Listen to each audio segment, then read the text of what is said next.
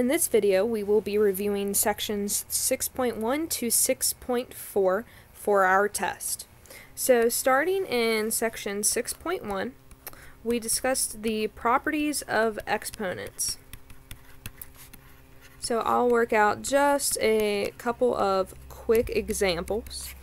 Alright, I'm going to work examples out of your review that starts on page 341. So, first one is negative 2 to the 9th times negative 2 to the negative 4th. So for this portion of your test, you will have some that you have to do by hand. So you will not be permitted to have your calculator for a part of the test. So when we're multiplying and our base numbers are the same, we actually end up adding exponents. So 9 plus negative 4. That gives me negative 2 to the 5th. So if I were to actually ask you to compute the value and not just simplify using exponents, then you would actually write out negative 2 times negative 2 times negative 2 times negative 2, and one more. So negative 2 times negative 2 gives me negative 4, times another one gives me 8, another negative 16, and another gives me 32. Positive 4. Oh, that's a positive 4, that's a negative 8, that's a positive 16, so that's a negative 32. So, when I ask you to actually evaluate the expression, your final answer is going to be a number for this problem. Another similar problem is 3 to the 3/5 to the 3rd. So the property of exponents say that I can actually take 3 to the 3rd over 5 to the 3rd. 3 to the 3rd is 3 times 3 times 3, which is equal to 27, over 5 times 5 times 5, so that's 25 times 5. So if you have 5 quarters, you have $1.25. And that's as simplified as it can get. So those are just a couple of examples of property of exponents. So you need to remember what happens when you're multiplying here, when you have a fraction. What if you have a negative exponent, so like a negative to the negative first power, so that switches whether it's in the denominator or numerator. And what if you have x's and y's? So an example of that is x to the 6th, y to the 3rd over x to the negative 2nd, y to the 4th. So when you divide, you subtract exponents, and so that is 6, or x to the 6 minus negative 2, and y to the 3 minus 4. So that is x to the 8th over, or y to the negative 1st, so that changes in a simplified form, x to the 8th over y. That negative exponent pushes it from the numerator to the denominator. So that's just a little example. In lesson 6.2, we discussed polynomial functions and their graphs. So you are definitely going to need to be able to substitute in values and find a t-chart. I'm not going to actually do an example of that because I have faith that you guys are able to compute numbers and plug them in correctly using the property of substitution. However, something that I will talk about is degree, leading exponents, or the degree with the leading exponents and leading coefficients. Plus 6x plus 4. So this is an example. If I were to ask you for the degree of the polynomial, it's the leading exponent, so you need to make sure it's in standard form to make it easiest. The degree is 3, and the leading coefficient is the number in front of that, which is a negative 2. And so then it might ask for the end behavior. If it asks for the end behavior, then you actually need to look at these numbers. So because it is odd, that means you're going to either have two options. So it either is down to the left and then goes up to the right, or it starts up and goes downwards. So we're purely talking about the ends of the graph. We don't know what happens, how many turns are in the middle or anything like that. So because it is negative, so this would be if it's positive and odd, and this is if it's negative and odd. So this is as it increases as x approaches negative infinity. So as we go to the left, as x approaches negative infinity, y approaches positive infinity.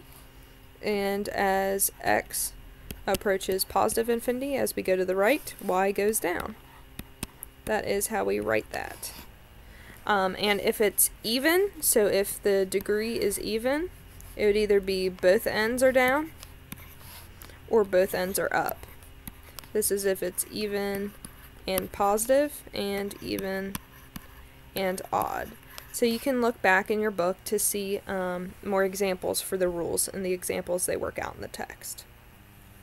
In 6.3, we are strictly adding and subtracting polynomials. I'm not going to work through any of examples because we worked out several over a couple of days. And in section 6.4, we are multiplying and dividing polynomials. Really, I have faith that you guys are able to FOIL and use the distributive property and then put it in standard form when it comes to the multiplication. So I really just want to work through division examples. So an example would be x squared minus 5x plus 6 divided by x minus 3. So we line it up in our little house here, and I told you guys to look out, make sure it's in decreasing order. If this was x to the 5th, make sure there's zeros, just keeping space. We want it to be nice and neat. The neater it is, the easier it will be. Alright, so then we look at our leading terms. So we ask ourselves, what do I have to multiply x by to get x squared? And that is x. And then I use my distributive property here. And I multiply x and that negative 3. And I get x squared minus 3x. And then I go ahead and subtract. When I'm subtracting this whole thing, I change the signs. So those cancel out. That's my goal. And I get negative 2x. And I drop down my positive 6. So what do I need to multiply x by to get negative 2x? And that is negative 2. So I put a minus 2. And then I use my distributive properties. And I get negative 2x plus 6. So when I subtract, subtracting a negative turns positive, and this whole thing turns negative. So I get 0. So this factored evenly. So that means that my answer will be x minus 2. X minus 2. Another example would be x cubed plus 5x squared minus 5 divided by x plus 2. So this one will have a remainder. Alright, so I rewrite it under the house, and I start by looking at the leading term. So I have to multiply x by x squared in order to get x cubed, so then I use my distributive property. Plus 2x squared. Then I subtract. When I subtract the whole thing, I need to change my signs. Get 0 and 3x squared. And one thing that I didn't remember to do was leave space for my x term. So we had discussed in class that we just want to put a big plus 0 in there, because I don't have any x's. So I'm going to drop down just plus 0. Alright, what do I multiply x by to get 3x squared? And that is a 3x. then I need to use my distributive property, and I get 3x squared plus 6x. And when I subtract this, I need to change my signs. Just cancel out, and I get negative 6x minus 5.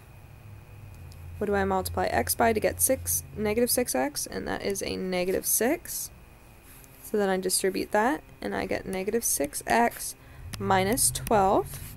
Then when I subtract, I change my signs. So I result in a 7 as a remainder, but we don't write a remainder 7 anymore like that. So our actual answer is x squared plus 3x minus 6 plus 7 over x plus 2.